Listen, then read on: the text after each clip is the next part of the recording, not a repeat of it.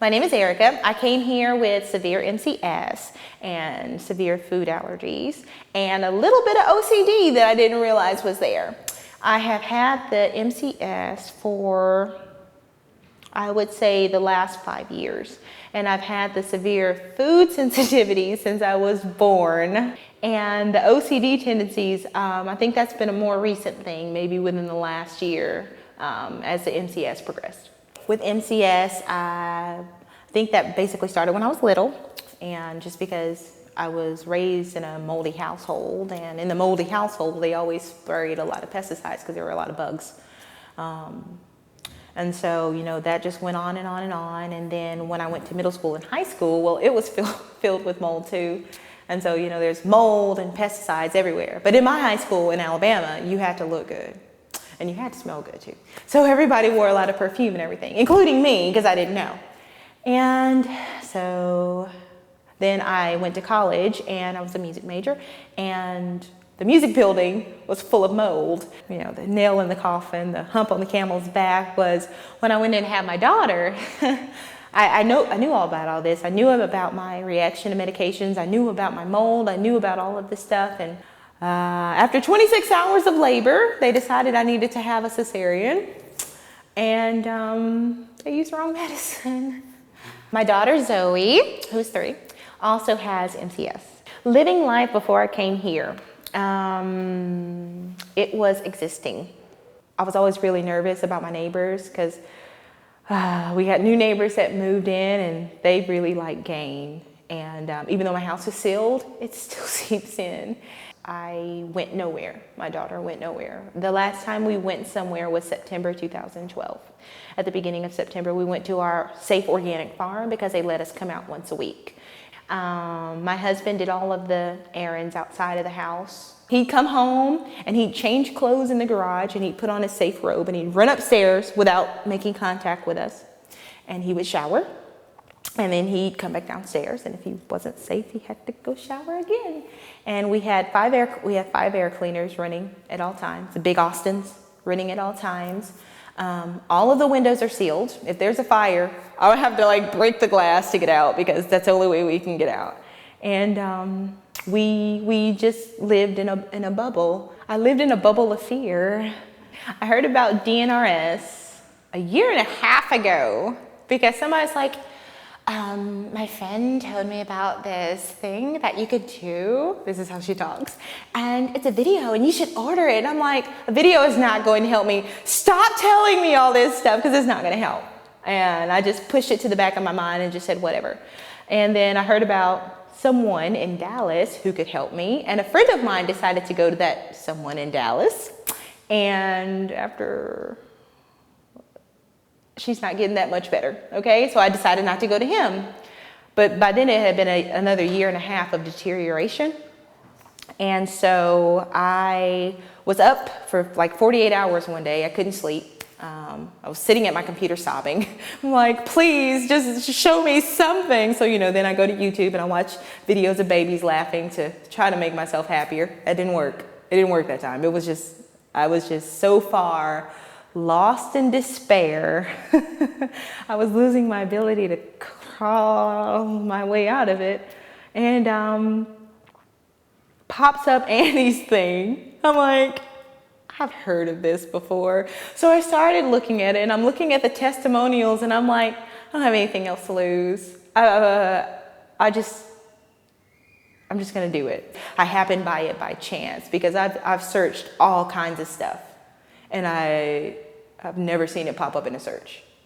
And it just, I swear, it was just like the divinity of God that night, just like, here it is, Erica. First shift that I noticed was I had to let my Cocker Spaniel go outside to use the restroom, and I would always grab the front door and hold my breath and open it and throw her outside and close it.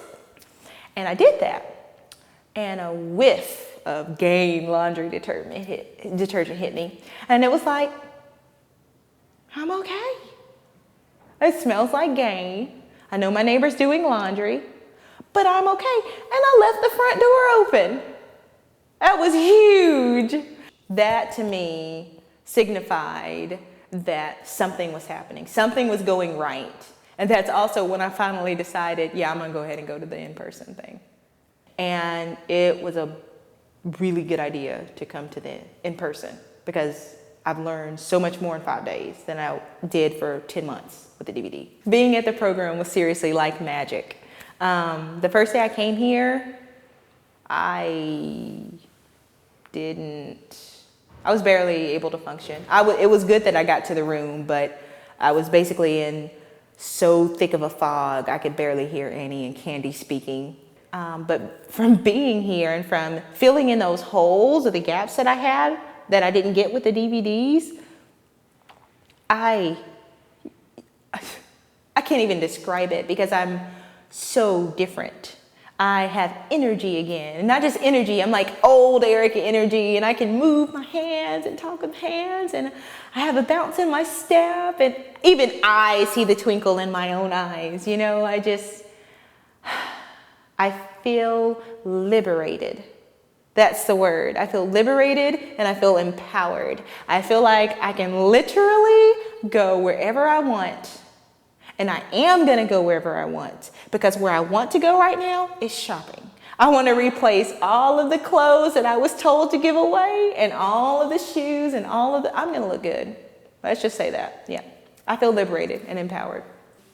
My daughter, some of her outward physical symptoms sometimes when she's reacting, especially to chemicals, is allergic shiners. But not like your typical allergic shiners that people talk about. My daughter looks like she's been socked in the eyes, and her eyes are puffy, and they're just black, and you know, she's the color of mocha, you know, so it's really striking. And you get used to her looking like that because she's looked like that since she was 3 months old. And you know, I look at her and say, you're beautiful, you know, but inside I'm just sobbing because I can't get them to go away. And so we're here at the conference, and it's like day 2.5, day 3. And I look over at her and she's like, hey, mommy. And I'm like, look at me again. I'm like, smile at mommy. And I'm like, Kevin, come look at her. And he comes in and he's like, what's wrong? I said, look at her. Look really closely at her. And so he looks at her and he's like, her eyes don't seem as dark. I'm like, I know. And it's just like, oh my gosh. And it's just, I felt like a weight was just kind of lifted off of me, and I picked her up and I'm squeezing her and I'm so happy. And you know, she's 3, so the only thing she says is, please put me down. I'm watching a video. But she doesn't get it. You know, she doesn't get what's happened, but I get it. And it's just, seriously, I keep saying it's magic. It really felt like magic. It felt like someone had taken an eraser and just erased the darkness and erased the puffiness. It was, man, I'm telling you, better than Christmas. I want to say it was like midday 2 that I put the mask down in class. And then it was the beginning of day 3 that I decided, you know what? I'm not going to wear the mask. And my masks, they weren't fancy. I couldn't wear the painter's mask because I reacted to them. So what I would do is, you know, sit at my sewing machine and I would make my own mask, and I just put multiple layers of activated carbon fabric in there. So it was really hard to understand me, but it gave me a good barrier. But I stopped wearing it. Day 3, I just said, you know what? I'm not going to wear the mask. I'm going to do the practice. And it is day 5. And I don't even know where the mask is. I would say to the skeptics that I was a skeptic too. And I waited 1.5 years of being a skeptic and deteriorating and getting worse. And it's not worth it. It's not worth it when I know where I am now and where I could have been, you know. I say you should just go ahead and do it, because really it's 5 days a year time. Just do it and you will be amazed. Just give it your all and you will be amazed, and do it, because Annie can help you. Annie, I'm telling you, she's an angel. She can do this. Just trust her, trust yourself, be courageous, step outside of your little box, because I was in one too, and just do it. Just do it. You have to do it. You owe it to yourself.